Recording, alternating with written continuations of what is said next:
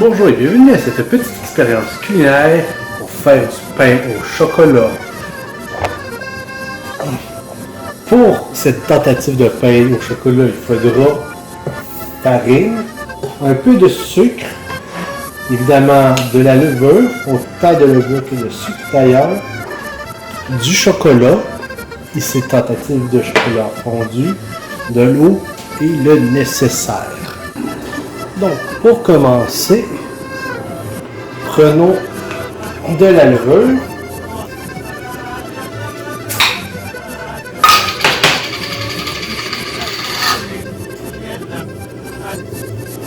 environ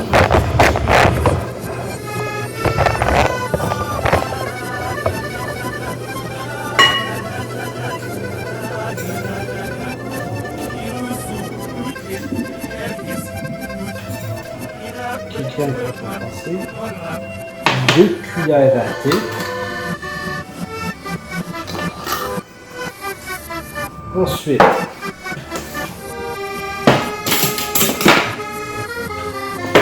dans le sucre, une quantité égale de sucre.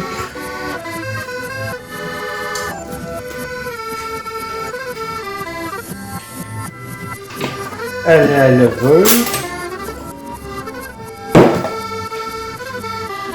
Suite à quoi, évidemment, il faut, j'allais l'oublier, rajouter un peu de sel. Quoique le sel peut toujours être rajouté un peu plus tard. Vu qu'il y a une gros l'idée de d'abord faire du pain, puis la pâte à pain, puis en faire du pain, la pâte de pain au chocolat.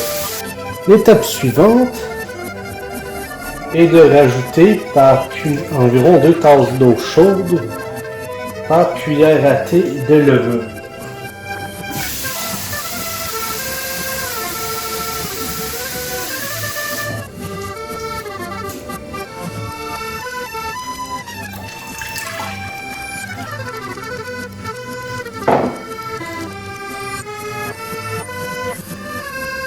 On brasse le tout. Alors, l'eau doit être chaude mais pas bouillante, sinon ça nuit à la levure.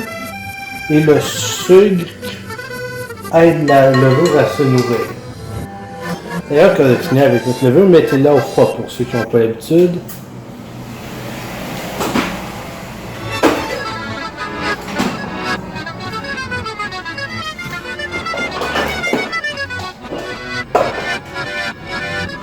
Ensuite, par tasse d'eau,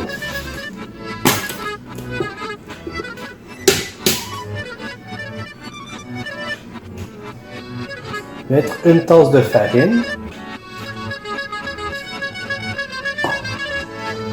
D'ailleurs, basé sur les résultats que j'aurai, je donnerai potentiellement des modifications à la recette en post-production. 2, 3,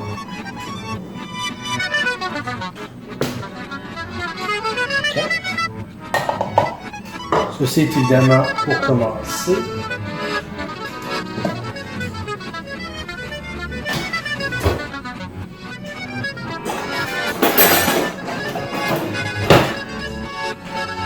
Alors, on brasse le tout.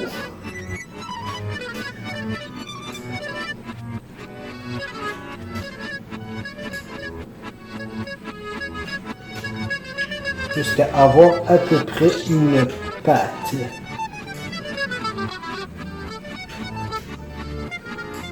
Si vous voyez qu'il y a, comme c'est fait ici, trop d'eau,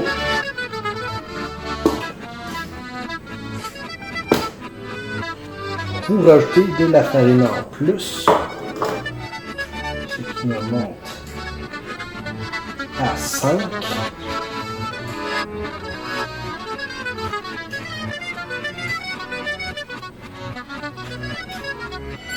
Et on pourra aller même jusqu'à 6.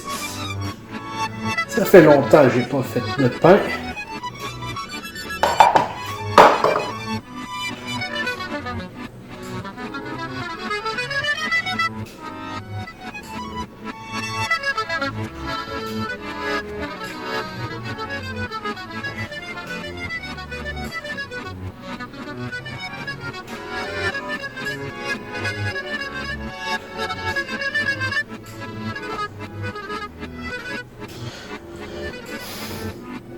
Alors, comme vous voyez, le tout est bien remué, un peu comme si c'était du fantôme éponge presque. L'idée étant de mélanger le plus possible jusqu'à avoir à peu près une pâte maniable.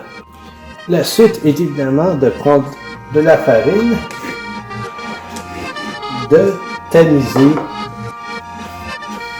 votre surface de pétrissage,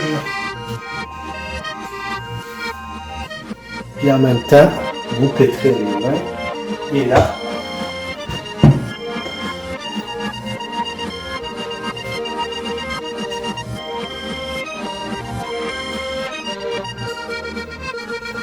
on vide le tout.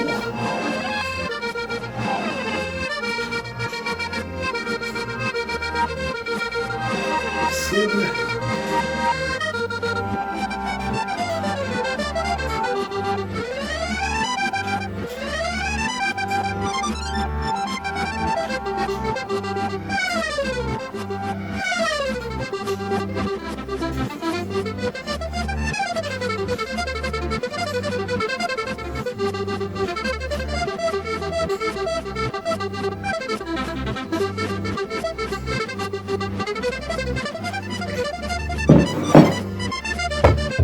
Et c'est là que commence la partie vraiment salissante.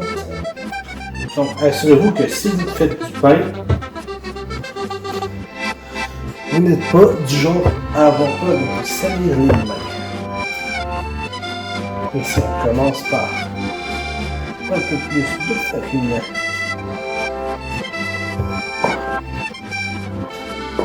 Sur le tout. Allez, et c'est là que commence le travail de pétrissage.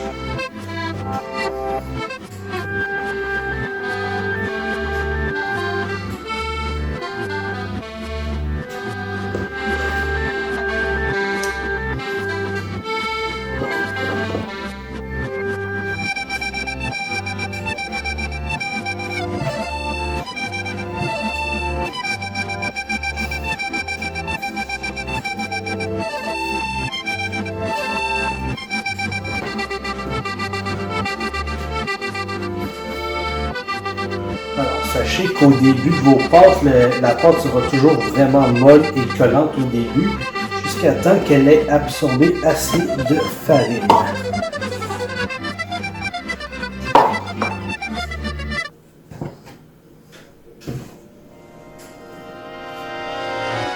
Et c'est pour ça qu'il faut la replier dans tous les sens pour que la farine aille bien à l'intérieur.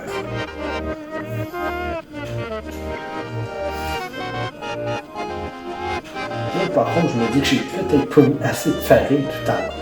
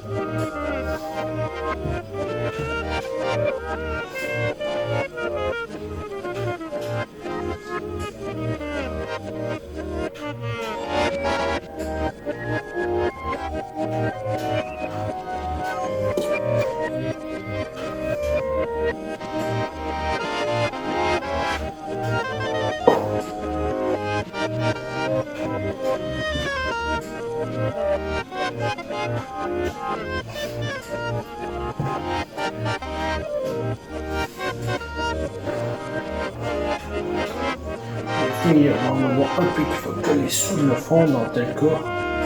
Je vais juste prendre les morceaux et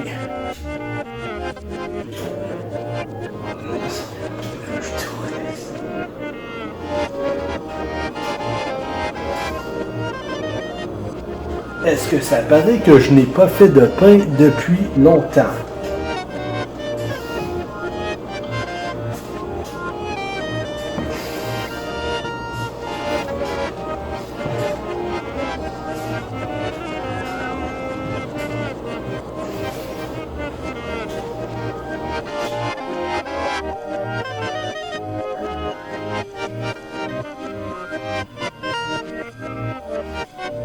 Le processus de pétrissage permet aussi, d'ailleurs, pour ceux qui ne le savaient pas, d'oxygéner la pâte. Ainsi, en rentrant de la farine, on augmente la consistance, puis en rentrant de l'air, on donne le nécessaire à la levure de se développer pour justement faire lever la pâte et donner une partie du goût et de la forme au pain.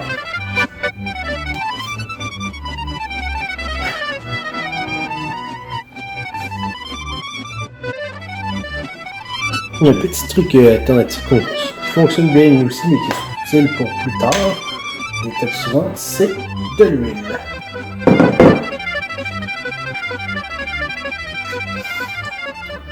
Un peu d'huile dans les mains et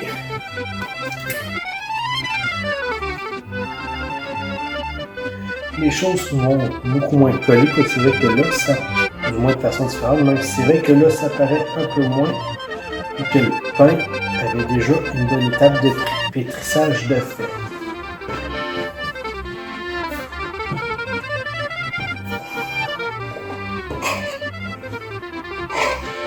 Dès que parfois un couteau peut être utile, incluant entre autres quand vous nettoyez les mains pour récupérer de la matière.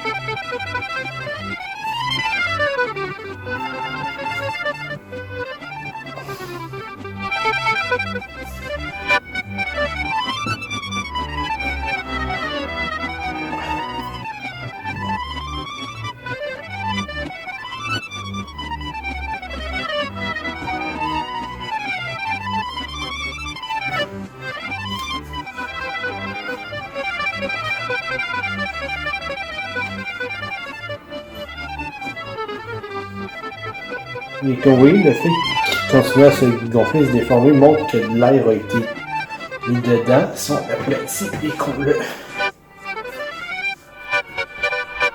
l'idée vraiment d'y aller avec le poignet.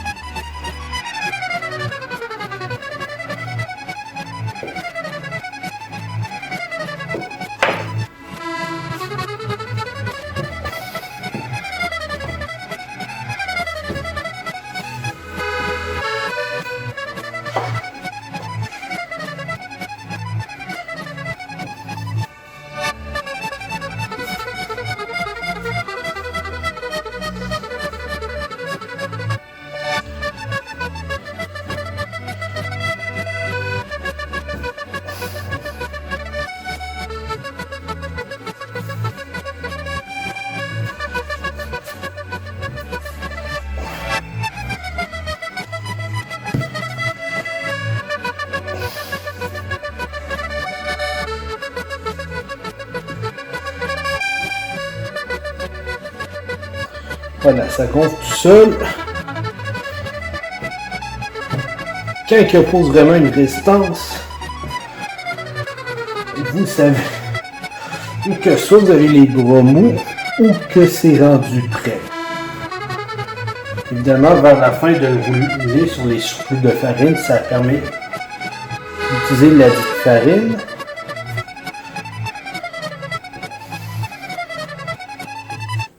Et d'absorber, puis bien l'absorber. Donc, voilà, vous avez votre chose. Et là, l'huile rentre de nouveau en compte, j'aurais dû la mettre au début pour la prochaine étape. L'étape suivante, c'est tout simplement de faire reposer votre pâte. Donc, vous mettez un tout petit peu d'huile dans le fond d'un bol. Transversez votre pâte. Vous la bougez un peu. Vous la virez de bord.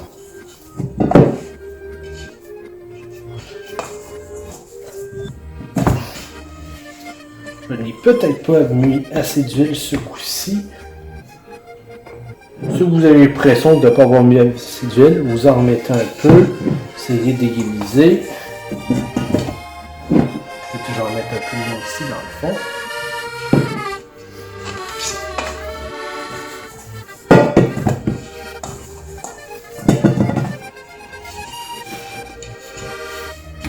L'idée de faire une couche par-dessus, une fine couche par-dessus la pâte.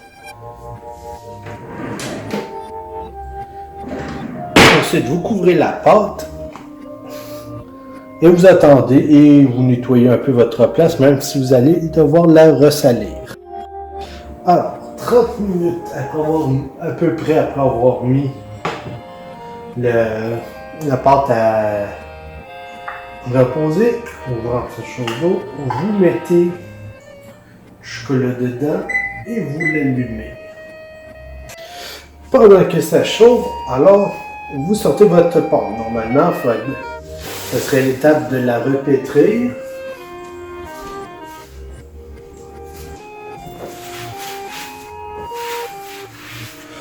Mais là, il va se passer quelque chose de légèrement différent. D'ailleurs, pour l'étape qui vient d'avoir nettoyé, l'endroit est très pratique vu que ça enlève les morceaux de pâte qui auraient collé. Évidemment, en nettoyant, c'est toujours pertinent de ramasser un peu de farine qui peut maintenant être étendue et réutilisée.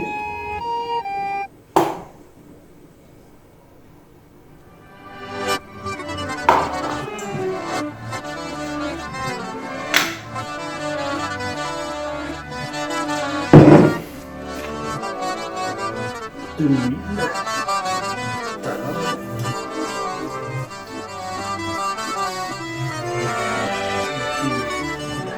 Et là,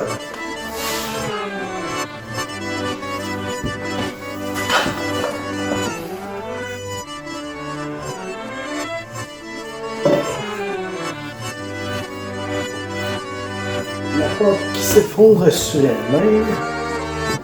Et là, normalement, tout serait de la pétrine, mais là, on fait du pain au chocolat, donc il faut sortir le rouleau.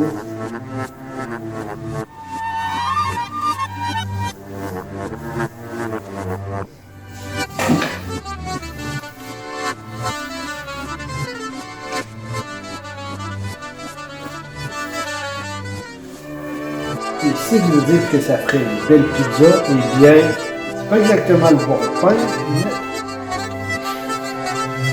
effectivement, ça donne le goût.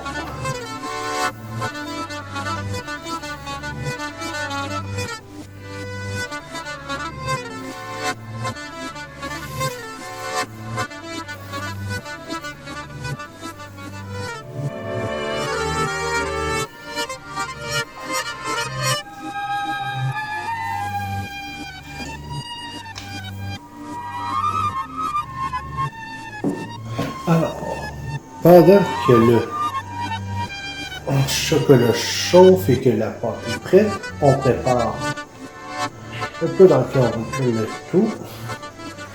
Il y a plusieurs options. Ici, on y va avec petit plan Pyrex. En huile, franchement, ça marche aussi. Le chocolat cuit, il faut donc la fondue, il faut l'ouvrir jusqu'au et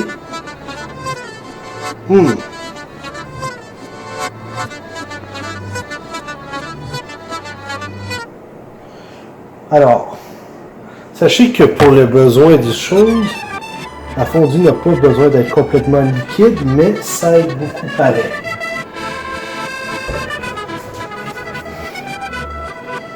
petit coup de spatule pour vider. Malheureusement, vous n'avez pas de thé approprié.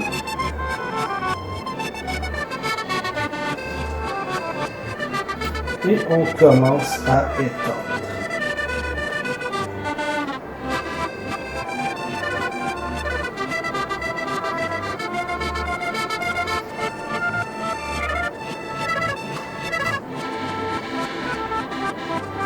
Et là, vous voyez que j'ai un peu peut-être surestimé la quantité de pain par rapport à la quantité de chocolat, mais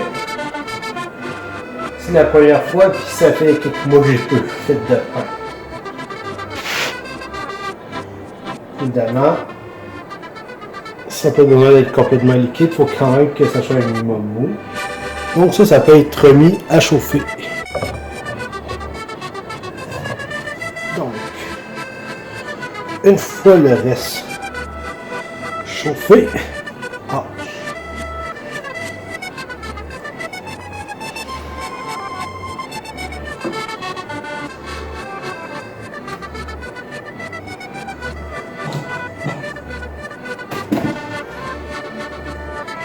ça prend quelques minutes à feu moyen.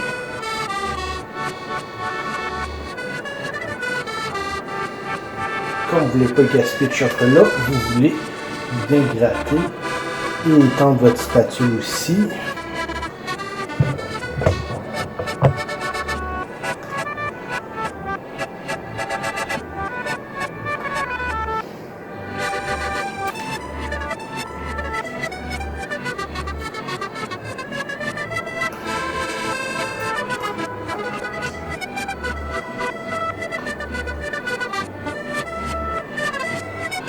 Mais ça se peut que vous ayez des restes pareils, mais c'est pas grave, c'est des choses que vous pourrez lécher le bol par après. Maintenant, vous avez votre pain entouré de chocolat. Et c'est là qu'on commence par rouler.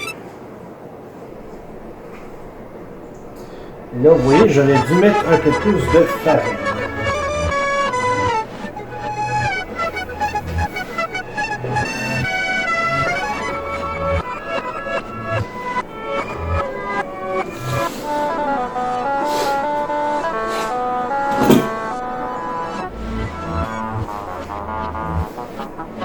Pour les gens du Québec, si ça vous fait penser aux crêpes au chocolat du Cora, tant mieux, moi aussi. Donc, on va ajouter un peu de farine.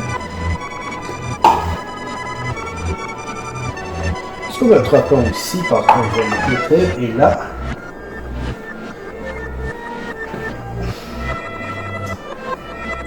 c'est le temps du pétrissage avec le chocolat à l'intérieur.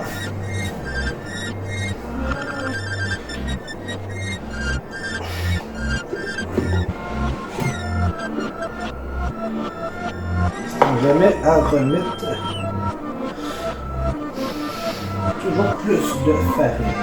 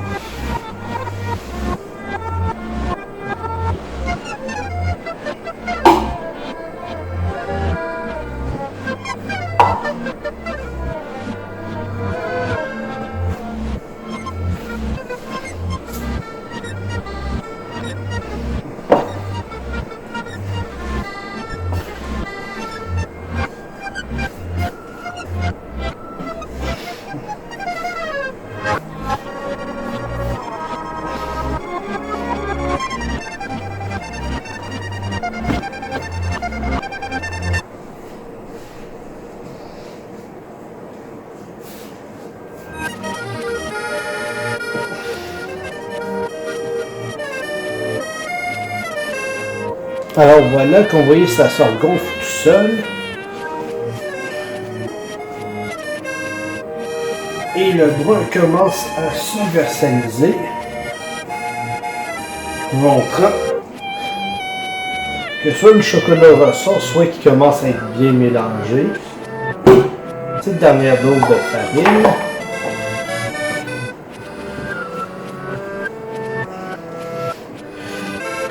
Et donc sur les substances originales,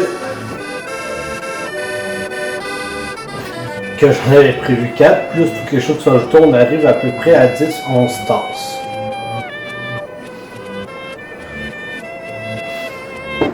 Je vois le tout pétri, alors le bol qu'on avait huilé auparavant, même chose que tout à l'heure.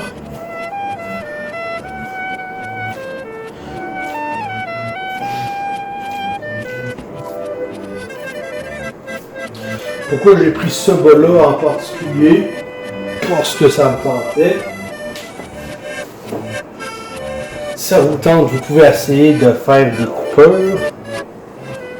Dans mon cas, ça marche pas très bien. En même temps, c'était pas un bon couteau. Et il ne reste plus qu'à mettre au four. Alors voilà, le four, il faudra absolument faire chauffer à 150. Donc là, faites chauffer le four à 350 unités burger. Mettez le pain dedans.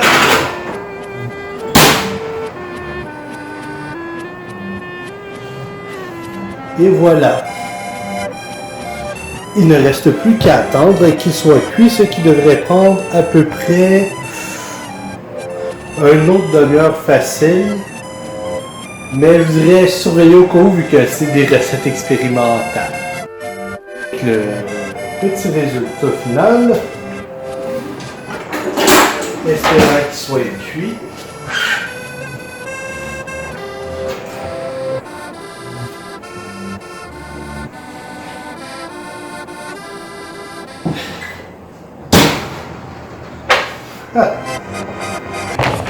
Bon, la caméra était mal pas tentée, mais ça donne cette magnifique monstruosité. Le bol était peut-être un peu chaud.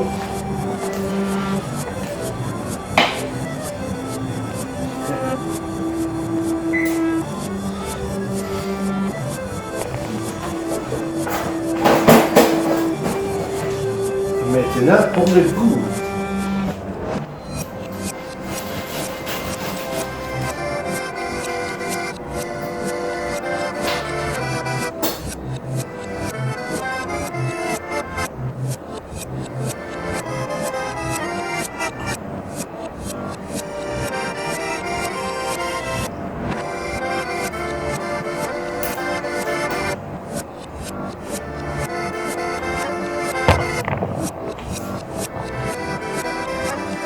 C'est bizarre, mais c'est bon pareil. Ça, c'est parce que c'est le chocolat noir. La recette va être travaillée. Et sur ce, c'était le vrai pain au chocolat. Ce n'est pas de la chocolatine. Le vrai pain au chocolat. Petite recette expérimentale. Bonne journée. Alors ici, les notes d'après-coup, selon des images montrées à différentes personnes, mon pain a l'air que ce soit d'un morceau de bois, d'un champignon, d'une infection bactériologique et de nombreuses autres choses. Faux vert de l'intérieur, il a tout simplement l'air d'un gâteau marbré et il faut laisser attendre. Donc ce pain au chocolat est un magnifique petit pain marbré. Effectivement, la farine de plus à la fin n'était pas nécessaire. Peut-être un léger tiscagras aurait pu être bon et surtout il aurait fallu plus de sel comme ça a été mentionné. Mais au final, les gens qui l'ont essayé ont aimé. Et je conseille de faire votre propre version, vos propres modifications sur cette recette de base, dont les proportions, je le rappelle, sont une cuillère à thé de levure pour une cuillère à thé de sucre pour 2 tasses d'eau pour à peu près en tout 6 tasses de farine utilisées. Le tout a pris 2h30 à faire, dont 1h30 qui était du temps d'attente. Sur ce, c'est le mois de la post-prod qui vous dit une bonne journée aussi et à mes prochaines vraies vidéos ou vidéos short. Au revoir.